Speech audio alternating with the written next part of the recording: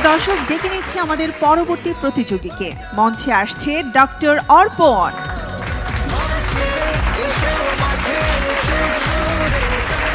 অর্পণ ফুল ফিট একদম। দেখে তো তাই মনে হচ্ছে, এবং আজকে তোমার কস্টিউমেও একটা সেই চেঞ্জ এসেছে আমি দেখতে পাচ্ছি, ভালো লাগছে। কিন্তু এটা সেরা কণ্ঠে থাকার একটা পরিবর্তনের ছোঁয়া লেগেছে আর কি, এখানকার আধুনিকতার ছোঁয়া আমার মধ্যে লেগে গেছে। আজ কি গাইবে অর্পণ? আমি আজকে গাইছি চলচ্চিত্রের গান, উসিলা ছবি ছায়াছবি থেকে শ্রদ্ধেয় শিল্পী সুবীর নন্দী স্যারের গাওয়া কত যে তোমায় বেসেছি ভালো এই গানটি। অনেক অনেক শুভকামনা রইল, যেহেতু অনেক জনপ্রিয় গান, আশা করছি শুনতে ভালো লাগবে। আমি চেষ্টা করব।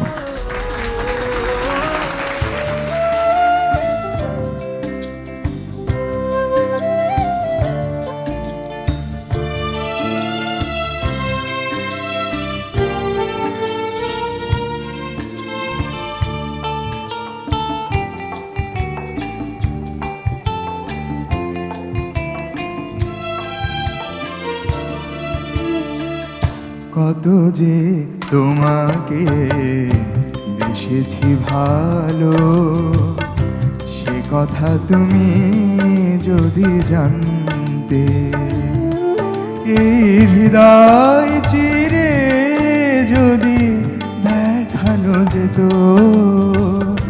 আমি যে তোমার তুমি মানতে, সে কথা তুমি যদি জানতে।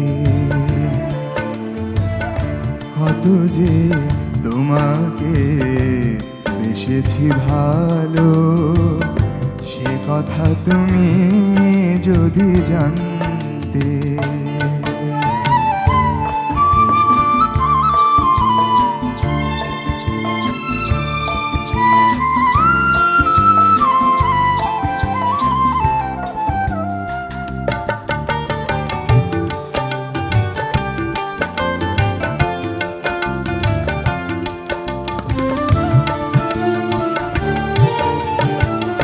ওই দুটি চোখ যেন জলে ফোটা পদ্ম, যত দেখে তৃষ্ণা মিটে না, যত দেখি তৃষ্ণা মিটে না।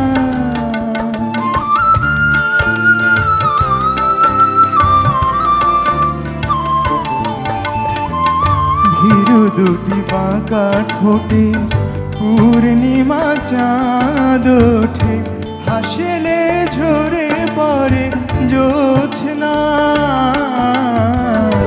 হাসলে ঝরে পড়ে জোছনা। আমি এই রূপ দেখে দেখে মরতে পারি, তেমনি পারি ওগো বাঁচতে, সে কথা তুমি যদি জানতে। কত যে তোমাকে বেসেছি ভালো, সে কথা তুমি যদি জানতে।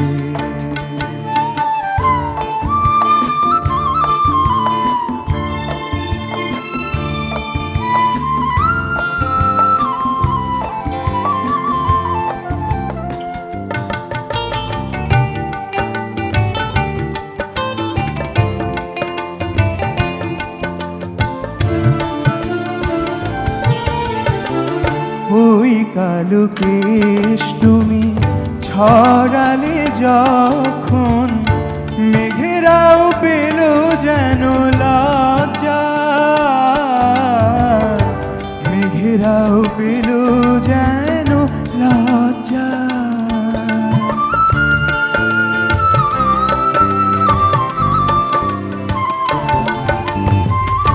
আকাশের তারাগুলো বাসর সাজিয়ে দিল, মধুময় হলো ফুল সজ্জা,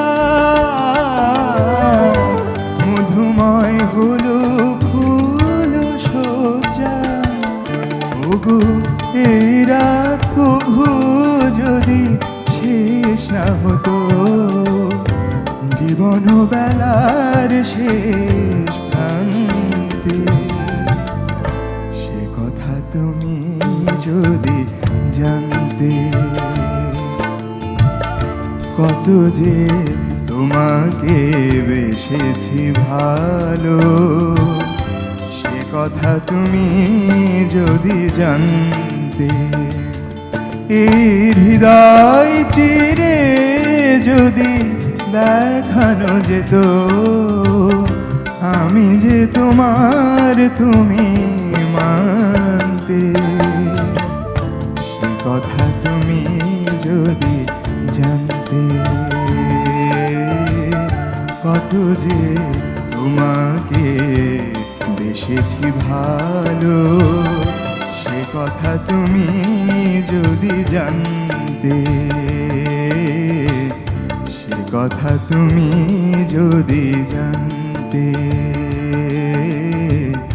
সে কথা তুমি যদি জানতে।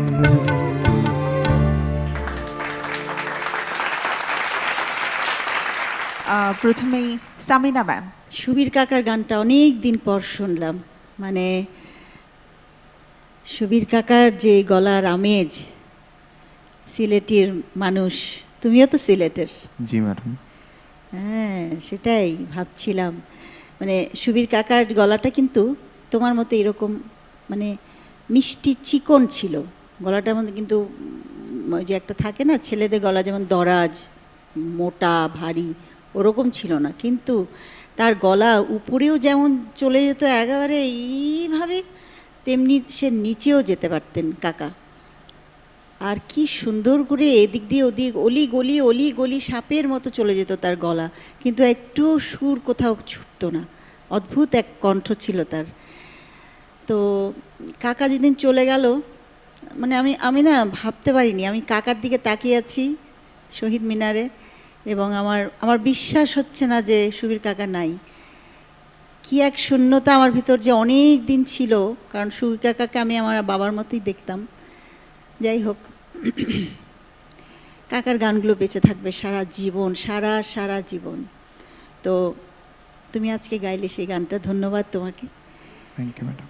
গানটার শুরুটা ভালো ছিল, অন্তরাতে সেকেন্ড মানে রিপিটেশনগুলো ভালো হয়েছে।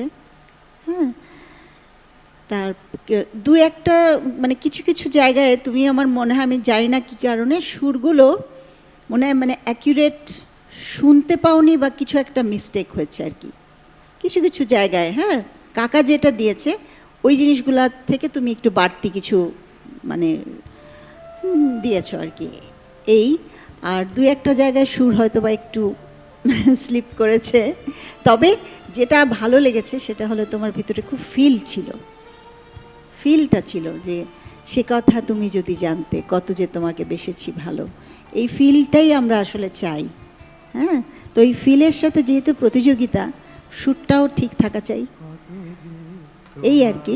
এছাড়া মানে তোমাকে দেখতেও ভালো লাগছে, সব কিছু মিলে তুমি সুস্থ হয়ে ফিরেছো, সব মিলে ভালো লাগছিল।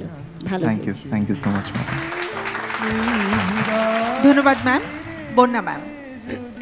অর্পণ, তোমাকে প্রথমেই অভিনন্দন, আবার সুস্থ হয়ে ফিরে এসেছো। কারণ লাস্ট যে প্রোগ্রামে লাস্ট দিনে তোমাকে দেখে আমি সত্যি ঘাবড়ে গিয়েছিলাম। তো সেখান থেকে তুমি আবার ফুল ফর্মে নিজের মতন করে ফিরে এসছো, সেটার জন্য তোমাকে অনেক অভিনন্দন, আল্লাহর কাছে শুক্রিয়া।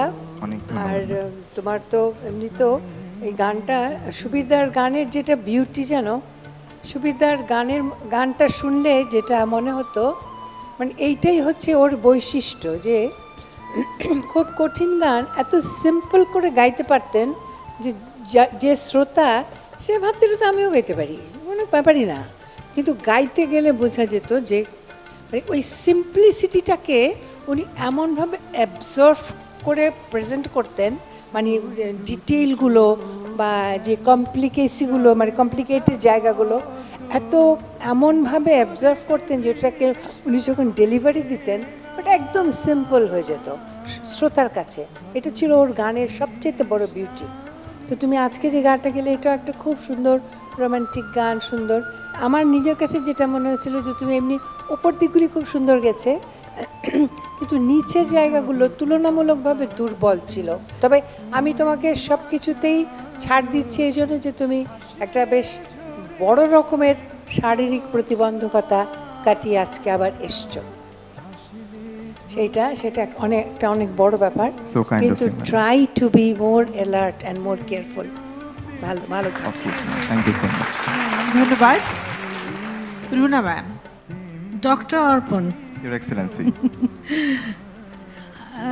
এত কঠিন কঠিন গান বেছে নাও কেন বাবা? এর আগের বারও তো নেয়াজ মোহাম্মদ চৌধুরীর একটা গান গিয়েছিলে, এবার সুবীর দা গান, পরে যে কি গাইবে জানি না আমি। বাট হ্যাভিং সেড দ্যাট, আমার কাছে কিন্তু ভালো লেগেছে তোমার গাওয়া, থ্যাংক ইউ সো মাচ। খুব ভালো লেগেছে। Thank you so much. খালি একটা জিনিস আমার কাছে একটু লেগেছে যে ওই কিছু কিছু জায়গাতে একটু ঝুলিয়ে দিয়েছো এক্সপ্রেশন দিতে গিয়ে, ওই যে অন্তরাতে না না না না না, একটু বেশি হয়ে গেছে। আমি খুব খেয়াল রাখবো হ্যাঁ, ব্যাপারটা। এগুলো আসলে গানগুলো এরকম যে বেশি আড়ি করে গাওয়া যায় না, কি ওই মজাটা চলে যায়। But you tried your best. আর আমি তো খালি চিন্তা করছিলাম যে এই ছেলেটা কি শুধু কঠিন গানই চুজ করবে, এরপরে থেকে একটা লাইট হার্টেড গান গিয়েও দেখি। হ্যাঁ না, but I think it's ক্রেডিটেবল that তুমি অ্যাটলিস্ট চেষ্টা করছো কঠিন গানগুলো গাওয়ার, এবং এটাতেও কিন্তু অনেক রেয়াজ হয়। অন্যদের কঠিন কঠিন গানগুলো খালি গলায়ও যদি প্র্যাকটিস করো, তোমরা সবাইকে বলছি, কিন্তু ওই জায়গাগুলো ওই সুরগুলো কিভাবে লাগিয়েছে ওনারা, এগুলো যদি প্র্যাকটিস করো তাহলে কিন্তু সুরের ওই গ্রিপটা কিন্তু ভালো হবে, মজবুত হবে। তো এগুলো করো। আর কিছু অ্যাড করতে গেলে ইটস ফাইন, একটু অ্যাড করলে, কিন্তু খুব বেশি এডিশন হলে কিন্তু আবার ওইটা আবার যেহেতু আমরা এই গানটা বহুবার বহুবার বহুবার শুনেছি, সুবীর দা আমাদের বাড়িতে এসে অনেকবার এমনি আমরা বসে গল্প করেছি, গান গেয়েছেন। তো অবভিয়াসলি এখন সুবীর দা তো আর কেউ হবে না, বাট তুমি চেষ্টা করেছো যতটা তোমার ক্ষমতা ছিল, গেয়েছো, আমার কাছে ভালো লেগেছে। Thank you Good so much. effort. Thank you so much, your excellency. ধন্যবাদ ম্যাম।